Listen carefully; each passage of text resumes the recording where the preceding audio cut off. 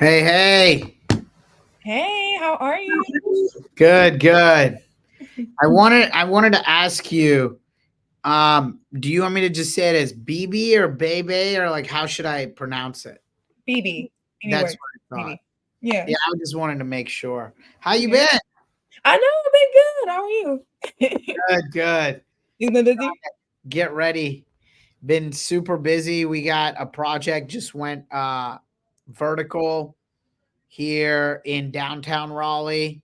Okay. And we are waiting on site plan approval here in Cary. Okay, So nice. been Nice. like super busy. Nice. Nice. Love to see it. Going So well. what happened with the SBA loan thing and the grant? So it's still going.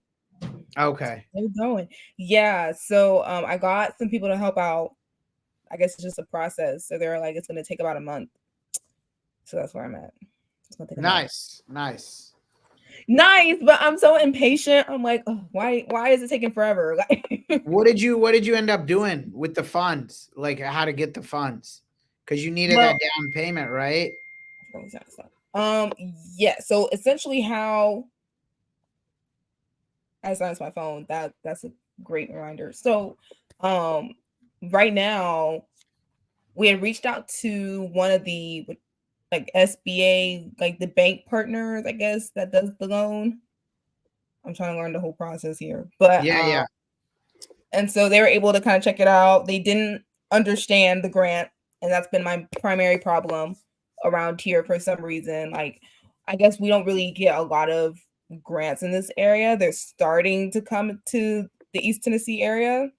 So then it's like, okay, Nashville, they pretty much know what they're talking about. Like they pretty much know what this is, right? Like over here, we're in like East Tennessee where my venue is. They're just kind of like a grant, like a reimbursement grant. Are you like, what is this? So it's just been a lot of conversations. But my like the people that I've worked with in economic development, there's been two organizations, and Mm-hmm. so of course they're familiar with it. They're like, yeah, like we'll co-sign the loan with you, like whatever you need. So co-signing, the bank in East Tennessee understands. Okay. They understand. They understand that. So I'm like, yeah, like go co-sign it because it's so that's the part where they're at now, where they're just like, Yeah, well, because we that's like my day job. I do SBA lending. somebody needs to come over here and teach the bank side because this has been crazy. This has been a really crazy experience to have to like. This is what this is like. Well, This yeah, is after the call, let's talk about it tomorrow. I'll okay. call you and see if I can help in doing the loan. Okay, because I have, like I said, like two co-signers right now that are like good to go. It's just the bank being like, maybe we might need an additional letter. And I'm like, the state's tired of writing letters. Like you have to, something's got to shake. Yeah, yeah, yeah. That's where I'm at. No, That's where I I'm mean, I think at. we can get comfortable with it, you know? Okay, which is So good. we'll definitely chat. Okay, for sure. Let me go ahead and do the intro. Hey Dane, do you wanna pull her out and then me do the intro? Or how do you wanna Oh, do it? he's out here. Where is he? He's in the back room. Gotcha. Okay, I'm ready. I'm learning. He's saying do your normal intro. He just texted me. All right.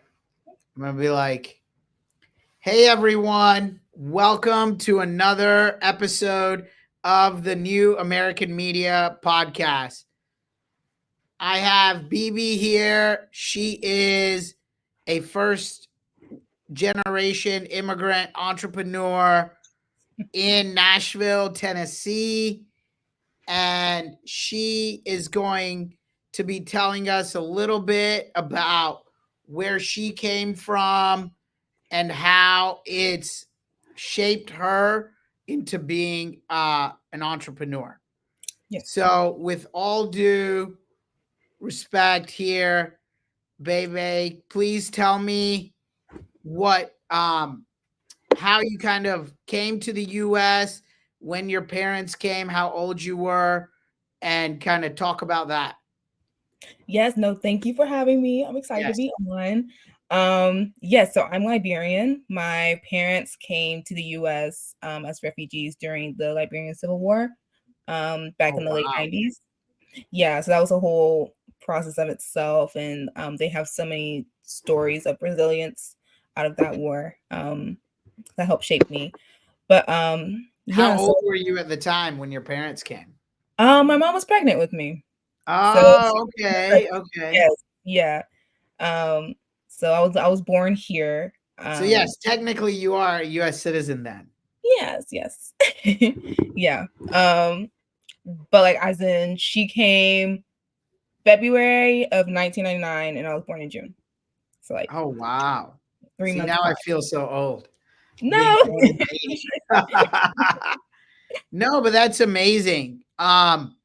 Your parents came here, grew up in Liberia. Tell us kind of where they came to and what kind of situation they were in the first couple years you were alive. Absolutely. I don't really get to tell this side of the story, but it's really incredible. Let's see. So my dad at the time, he was on a refugee camp. My mom was as well. And the camps were places that were considered safe havens in Africa. So there are other countries that were involved with that. Ghana was one. So Ghana Oh, had a refugee camp for like Liberian refugees. But essentially the civil war was pretty brutal in Liberia in terms of there was a use of child soldiers and just all kinds of different terrible stories. crazy things. Yeah, yeah. Everything you've seen in the movies, right? Basically, Yes, yeah, because there's been some movies about the Liberian War specifically, just because of like all the stories that came out of there. I would say do your own research with some of the stories because it could get a little graphic.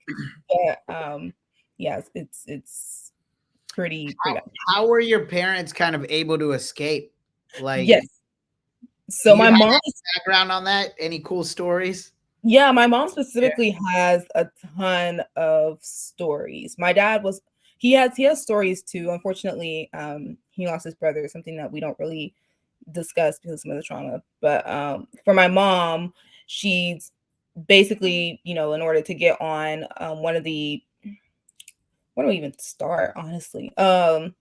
She's dodged bullets before, like trying to run into a place to hide. And so the Wow. rebels were behind them. And she had her little sisters with her. So she had about 4 or 5 little sisters that she was trying to also guide as well while the rebels were behind them shooting at them. She's had that story. There's a story of the bulk challenger. That's the one that's always really stuck close to me. It's There's still CNN articles online about it, but the bulk challenger was a refugee ship that was set to go to Ghana, I believe. Yes, it was Ghana. And so a lot of the refugees, of course, were trying to get on the boat, and the boat started to sink at the bottom because of Oh no, because of the weight, right? yeah. So a lot of people unfortunately didn't make it, and my mom was one of the people at the time that unfortunately had to deal with some of the people that weren't able to survive that, trying to get them off the boat in order for the boat go to lighten to be able to even make it to Ghana.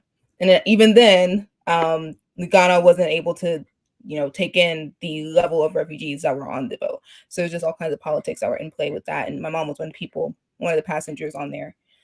Um, so Oh just wow. really, really incredible stories. My mom doesn't like beans to this day because that's like all she had to eat on the camp. So we don't really eat a lot of beans, like little things like that. It's Yeah, no, that's really I mean, cool. that's a crazy story, and this is Yeah. kind of similar, little bit of background for our listeners that don't know. Liberia is actually a country that was created by the US Yes. after the Civil War as a place for free blacks to move back to and create their own country. This was Yes. something that President Lincoln created after the end of the Civil War, correct? Yes. Yeah. So after the American Civil War in the Yes. 1800s, yes. Yes. Yeah. So And our so histories are very linked for sure. the country uses American laws, basically, constitution, some of the very similar aspects and all of that. And it's crazy to think about what happens, but what we as Americans here, and Americans, when I mean second, third, fourth generation Americans, don't realize is the amount of civil war, civil unrest, poverty, famine, crime that exists outside of the US and why people come here, right? Like Yeah. we've seen this whole tiff pop up about Haitian immigrants in Ohio, and we have to realize Haiti has been a failed state for the last 200 years, right? Yeah. And this is a huge opportunity for those immigrants to come here and better themselves and do something that can provide economic benefit, not just for them, but for the community at large. Right. And that is kind of one of the big reasons I put this podcast together, was to show how what I call new Americans, when they come to this country, help positively to impact the social economic fabric of the United States. So once you guys are here in the US, you're growing up, talk to us a little bit about your childhood, how it was different than most other kids, and when you kind of realized that you were different. This is actually something that in our family we talk about a lot. I have 3 other little sisters, and Oh, so wow. kids are in college. Yeah, we talk about this often. So growing up, I grew up very much in the Liberian culture, so really eating Liberian foods. Like spending time with my aunties was my favorite thing growing up, like very family oriented, right? Um, and so going to school in America, like I went to public school, started out in public school rather, and there are references still to this day I don't get. Like I didn't grow up really watching American movies and American shows really. Except for like kids shows. Like I watched Dora the Explorer, I watched Right. Barney, like I watched the kids shows. I know the kids shows.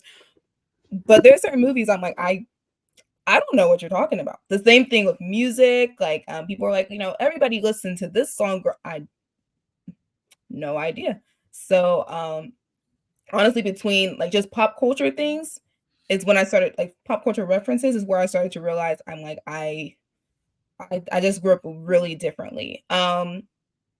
Prime example honestly was actually a day ago.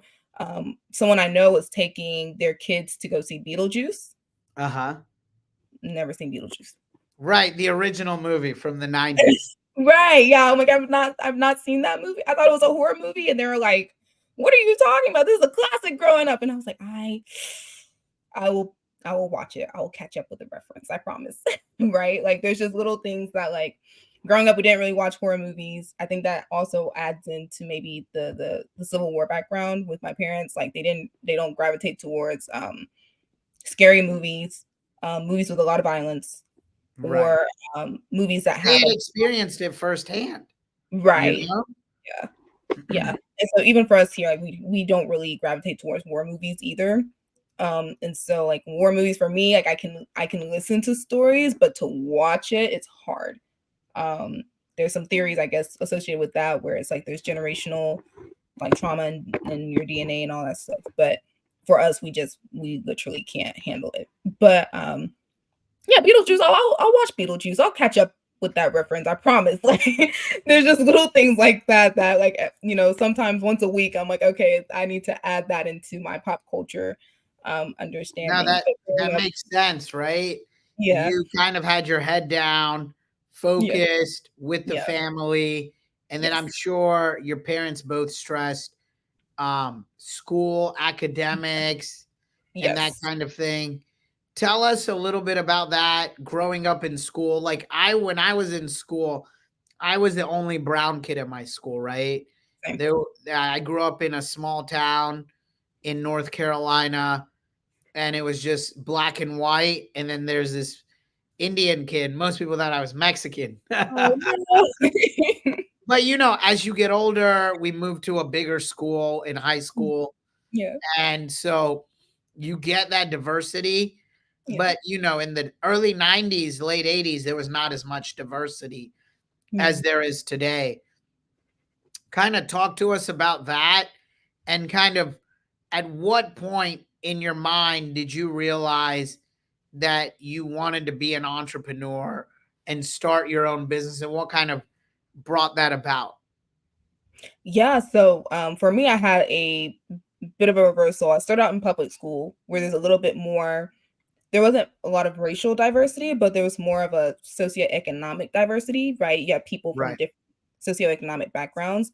For me, I transferred to a Catholic school when I was in middle school. Oh, And wow. so, yeah, not as much socioeconomic background. Everyone was really from well-to-do families, and then there was me. I was permitted on scholarship basis, and so we weren't really from that background yet. Uh, and so it was a little bit difficult, as well as the racial diversity as well was not there. I was the only black kid in school, and so that was also a little bit challenging. Kind of explaining some of my background expertise, not And I expertise, I think say it was not different in the sense, like, you don't consider yourself black in the terms of like African American, right? yeah, I have a bunch of friends who are also like Nigerian, mhm. Tanzanian, East African, and they clearly distinguish themselves from African American culture. I think that's something that is a bit nuanced for me, only because like I was born here, and so it's been a point of honestly thought for me as well. It's kind of like I was born here, but I grew up in Liberian culture, right? Like I don't. There are things about Black culture that I just told you like escape me. Like I'm like sometimes there's certain singers that I brought up, and I'm like I don't know who that is. Right. So, if you ask me about like older African artists, I could tell you, but I don't know who that is. So, that's something that was also weaved into my upbringing, in the I school mean, that I I would went say like culturalism, to. mannerisms, some of Yeah, those certain things, right? Like the way family is totally different. completely different, right? Yeah, And so I'm not saying one is better than the other, or one is good, one is bad, or anything. It's just different. And they're just very distinctful. Yeah, distinct. that's I think one of the biggest things I juggled. Um, and then I wanted to kind of get your sense, being of Liberian descent and being one person at home and another person at school. Right. Yeah, that's a big thing. Because like being at home, right, you're very like family centered, very oriented, focus on school, focus on your education, right? There are certain within Liberian culture, I think honestly, in a lot of international cultures, we all kind of share a sense of like there are certain traditions that you do out of respect. Like Correct. respect is the baseline for your culture. For your So, family, right, for everything, right? it's how like you determine who you call by a certain name, who gets invited to certain functions, how you get invited to certain functions, what you wear to the function, like what is spoken. Like there's just certain things that are just based in respect. Yeah, I mean that's how Indian culture is, right? Exact same way. Yeah. So American culture though, I want to say there's it's more focused on freedom. Freedom to speak. I may get backlash for this. I will say there is no such thing as American culture. American Okay. culture is football, Okay. and like you said, freedom, right? It's the Freedom. Yeah. freedom to basically do whatever you want Exactly. and not have the larger community look down upon you like they would in every other culture. Right. Yeah. So like you can speak to someone that's older than you, to a Liberian, a little crazy, right? Like Yeah, you can like be like, disrespectfully. yes, yeah. Versus like in other international cultures, it's like we don't speak to our elderly people that way. Like we don't speak to, this person in this position that way. Like there's just certain things. So kind of switching into it honestly is a little hard. Because interesting. But switching when you're in like public school and seeing how people speak to their teachers, right? Like I was taught you don't speak to teachers a certain way, and then you see the kids and they're all like word. screaming, cursing. Yeah, yeah. Right. I'm like, we don't grow up like that. So that was really the main difference. But going into when I decided to be an entrepreneur was really in college. So like, high school, middle school was just navigating like the differences in culture, kind of navigating how my cultural values sometimes aligned and sometimes clashed with culture here. I didn't really take Liberian foods to school, like little stuff like that is where like I was like, well, they don't really respond well to that. And Right. so yeah, that's kind of how that ended up. But So in tell us. college, Go ahead. no, I was gonna say in college, I was able to see even more diversity and I was able to Mhm. meet other like African like people and kind of talk to them about some of the things that I wanted to do, made a lot of friends. And then from there, of course, like I made friends in other, groups and other cultures. And I really loved learning about like different cultures for sure. Um, and so then that led me into the VP position I got with the National African Student Association. So I was Oh, supposed to wow. help, even though it says like African Student Association, it's really for international students in general. And it's to help international students settle into the US, go to school, learn about the American culture, and kind of how they do school, like the grading system and all that is just kind of, Right, right. and then helping them settle back into their countries once the education is over. And so for me, of course, I relate with like my upbringing and everything. I was like, I relate to that. Like I relate to not understanding certain things. Um, and so that's kind of what started that. And I helped with the marketing campaigns and creating events for people to be able to connect with each other. And I really loved it. So that kind of led into, long story short, into what I do today with Kaifa and creating events for businesses and organizations. So great segue. Tell us a little bit about your company, what it does, and how you you talked a little bit about how you got into it, but tell us now more about the company itself.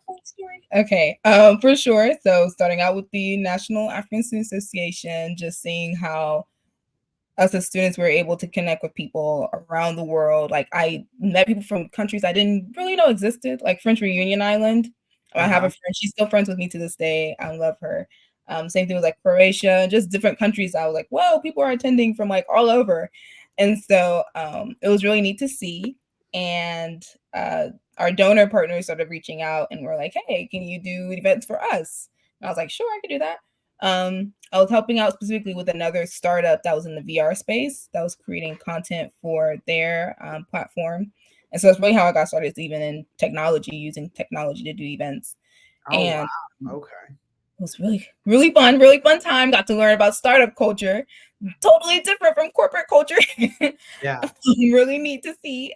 Very much, smiley faces in the emails and all that was really fun.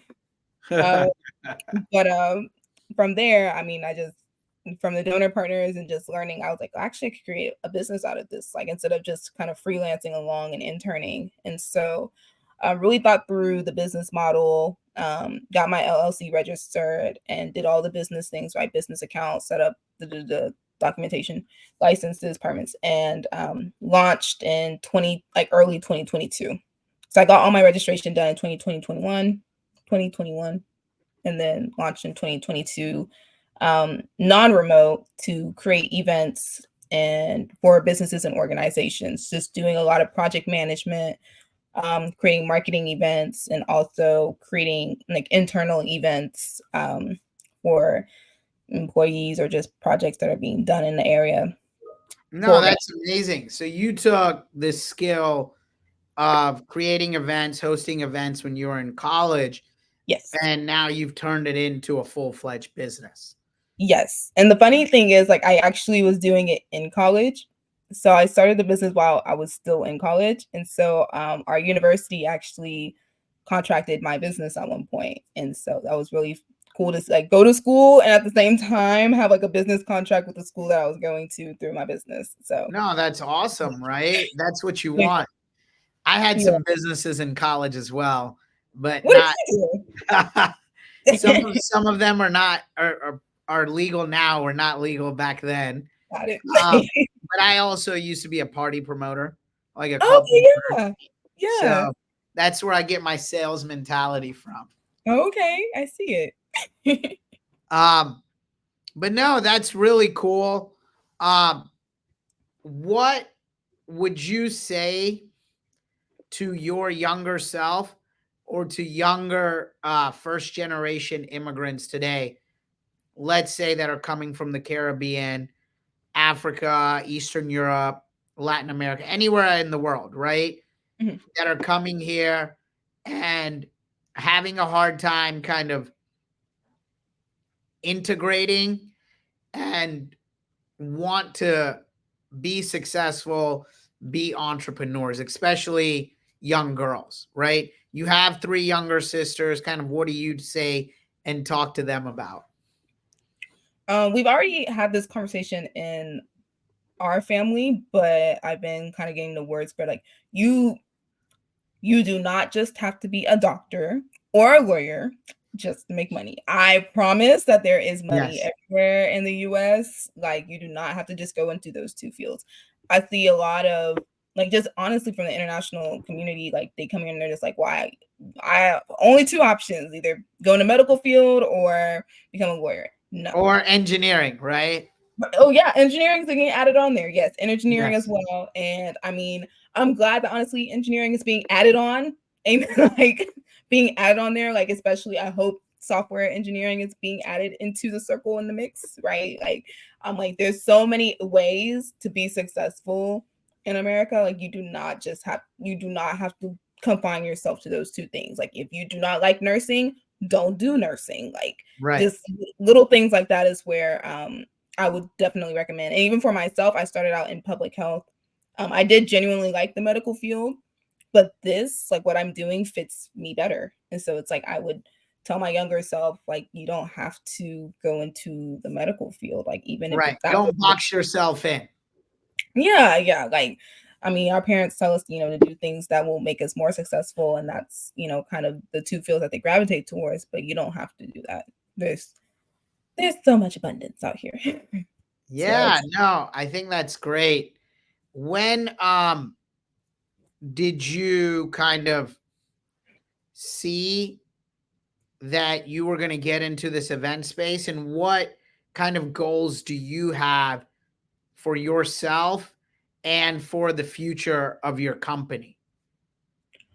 Well, let's see. So when I first got started, I really just wanted to focus in on marketing events. So I was doing more grand openings and, marketing initiatives, right?